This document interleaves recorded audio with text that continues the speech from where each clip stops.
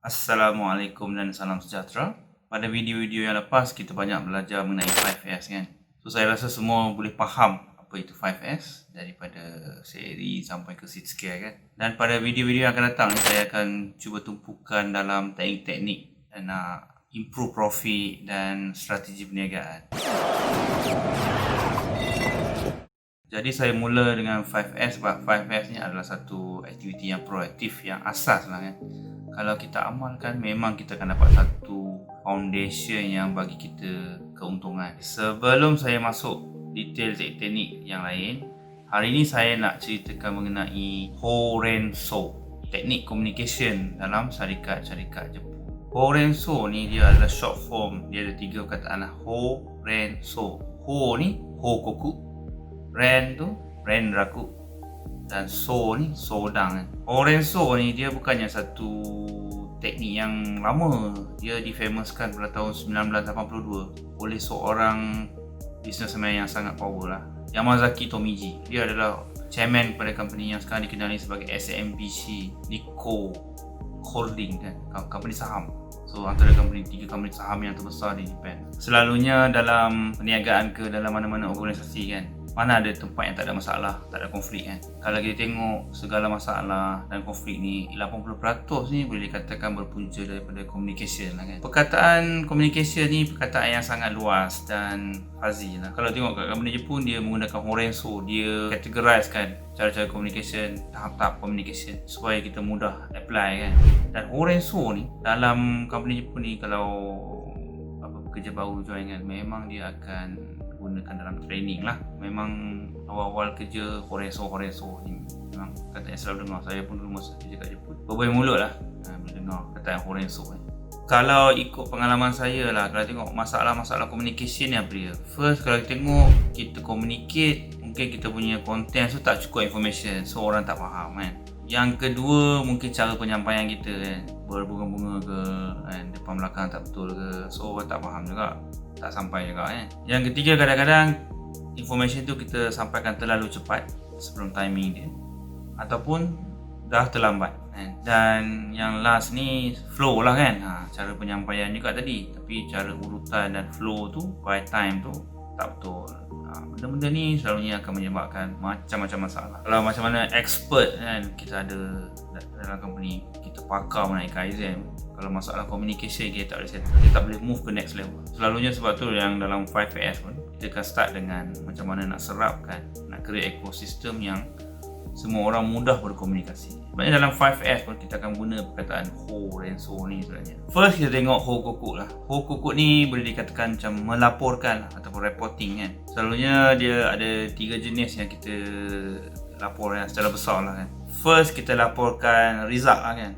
So apa-apa kita buat tu, apa result dia, kita pergi laporkan kat bos kita ke kat kawan-kawan kita yang bekerja sekali lah. Yang kedua adalah progress kan. Kita laporkan kalau tak habis, tak dapat result lagi, tengah progress kan, macam mana, maybe daily or weekly kan, kita laporkan. Dan yang ketiga, trouble lah kan, bila ada trouble, ada masalah, kita pergi laporkan. Dalam company Jepun ni, dia sebenarnya yang penting dia adalah, dia fikir report ni adalah gimu dia panggil. Kuat gimu, maksud dia tanggungjawab lah dan wajib lah macam tu. Kalau yang kita tengok kedua, renraku lah. Renraku ni more macam kita cakap communication lah. Maksudnya kita update information kepada semua level lah. Kadang-kadang bawah, kadang-kadang atas kan.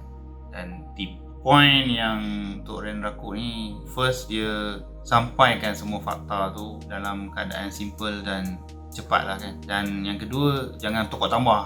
Cuba sampaikan fakta tu seadanya pada semua orang yang terlibat lah. So yang ni point untuk renraku. Dalam rendaku ni dia selalu ada, dia bagi joget kan, atas bawah, communicate dengan bos, communicate dengan orang bawah, dan ada juga dia panggil bumongkang, maksudnya antara organisation kan. Boleh dikatakan dengan klien bersama juga lah.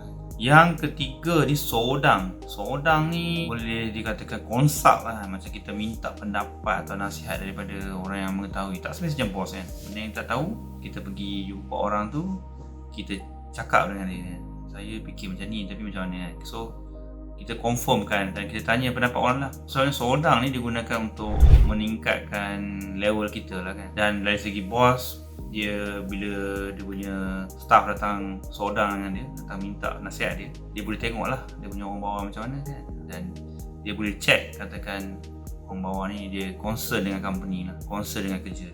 Dan sodang ni dia selalunya related to motivation lah. Horenso ni kalau kita tengok betul-betul kan, kalau kita sedar, Ho ni banyak melibatkan maklumat yang past. Ren ni kita banyak menggunakan maklumat-maklumat yang sekarang. Dan So ni, sodang ni kan, kita guna maklumat untuk buat benda yang future. So, past, present, future. Benda yang sudah berlaku kan, dalam kerja yang terdapat sudah berlaku. Kita cepat-cepat, jangan buang masa, jangan terbelit-belit, bagi tahu fakta supaya benda tu, benda baik ataupun benda buruk, supaya bos tu ataupun rakan kerja tu dapat faham kan, dan dapat buat action.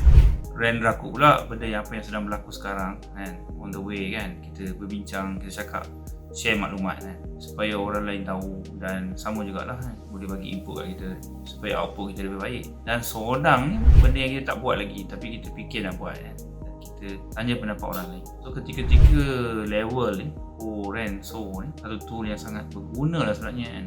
Sebagai pemilik syarikat, kita sebagai orang yang running business, kita nak apa kan? Kita nak utilize 100% semua team dalam company kita, semua resource yang dalam company kita, termasuk kita sendiri. Macam mana kita nak 100% bekerjasama, deliver kan, supaya kita dapat di-value oleh masyarakat dan klien kita, supaya kita maju lah kan. Kalau kita tengok personal level pula, macam mana? Level pekerja, dia nak apa kan? Of course lah, selain daripada income semua tu, mesti dia nak develop diri dia kan. So, communication ni sebenarnya satu benda yang penting untuk realisasi benda ni kan.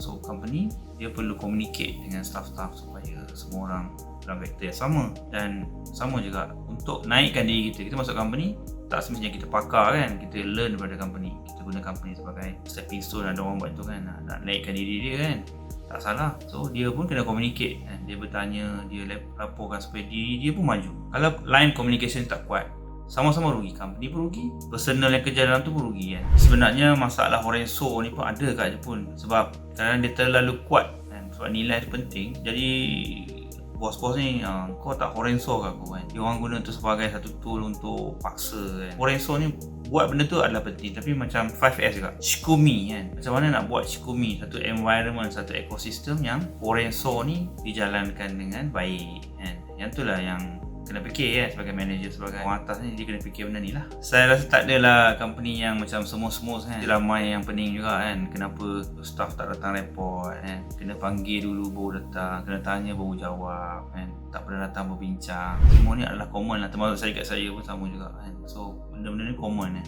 Dengan menggunakan Horenso ni, kita boleh improve lah communication kan. Kita kena bagi faham lah, kita pun kena faham, dan bagi semua orang dalam company kita pun faham kenapa kena Horenso, apa benefit dia kan, apa merit dia kan? Macam mana power kita, macam mana skillful kita pun. Lantas kita kena deal dengan manusia juga kan? Walaupun zaman AI, walaupun zaman robot kan, lantas yang beli barang kita adalah manusia, klien kan, yang buat kerja untuk kita pun manusia, supply barang kat kita pun manusia. Communication memang penting. Bila kita jaga Hokuku Ren Raku Sodang kan, benda yang berlaku, dia sebenarnya macam output kerja kita lah kan. Bila kita buat something, bukannya kita deliver produk saja kan, kita deliver maklumat. Kalau kita fikir Horenso ni sebagai output kerja kita kan, sebahagian daripada kerja kita, sebahagian daripada servis kita, sebahagian daripada produk kita, kita akan gain trust lah, gain trust pada staff kita, gain trust daripada bos kita, gain trust pada klien kita. Saya pun kadang-kadang tengok juga, kena tanya dulu baru staff jawab kan, kenapa kan. Tak ramai yang fikir masalah ni sebagai masalah dia lah, dan kita akan salahkan staff kita macam tu. Ya betul, mungkin ada staff yang memang tak ada motivation nak report kat kita semua kan, kita kena bagi tahu baru dia follow kan. Tapi kalau kita ubah sikit cara kita explain kat dia kenapa dia kena explain, dan kita sendiri buat dulu. Macam saya cakap, sensu yang secara tak langsung kita akan didik lah. Saya rasa tak ada orang yang masuk first year company tiba-tiba boleh buat semua, boleh lapor, boleh buat kerja elok. Yang ni pun banyak orang yang salah faham, dia hire sebab dia bayar gaji, awal-awal semua budak boleh buat. Tak juga, kita kena didik kan. Unless after kita didik certain tahun, kita hire daripada tengah yang ada pengalaman, itu lain lah cerita dia kan, kita harap dia boleh deliver. Tapi basic communication ni kena ada, scheme tu kena ada, sistem tu kena ada, supaya kalau sebagai bos kita boleh buat adjustment yang betul, kita tahu kan, dan kita kenal pekerja kita. Yang bawah pula dia laporkan kepada atas supaya bos saya tahu, supaya selamatkan diri dia juga, dan supaya bos saya tahu, kau ni pandai buat yang ni, kau ni tak pandai buat yang ni. So dengan tu dia boleh selamatkan diri dia juga dan selamatkan company dia kan. Kebanyakan communication yang saya cakap Horenso ni adalah cara kita create ekosistem. Macam mana kita explain kat dia, macam mana kita create sistem. Tambah sekarang zaman IT kan, bukan semua kita kena pergi jumpa face to face kan, kita boleh chat, kita boleh WhatsApp, kita boleh Zoom, dan kita boleh guna tool-tool macam Slack kan. Yang penting seshing, maksudnya spirit untuk Hokoku Rendaku Sodang tu kena ada. Tools tu macam-macam kan, tapi masalah dia ada tool macam mana pun kalau tak ada Hokoku. Ada orang dia Hokoku je, dia Rendaku tapi dia tak pernah sodang. Maksudnya dia just dengar apa yang bos dia suruh kan. Jaranglah saya tengok orang yang sodang saja kan. Selalunya yang sodang ni, orang yang datang sodang ni maksudnya dia ada good relationship dengan bos dia lah kan. Kita tengoklah yang tu kan. Kurang sodang tu maksudnya apa? Selalunya masalah manajemen lah kan. Kenapa orang tak datang sodang kan?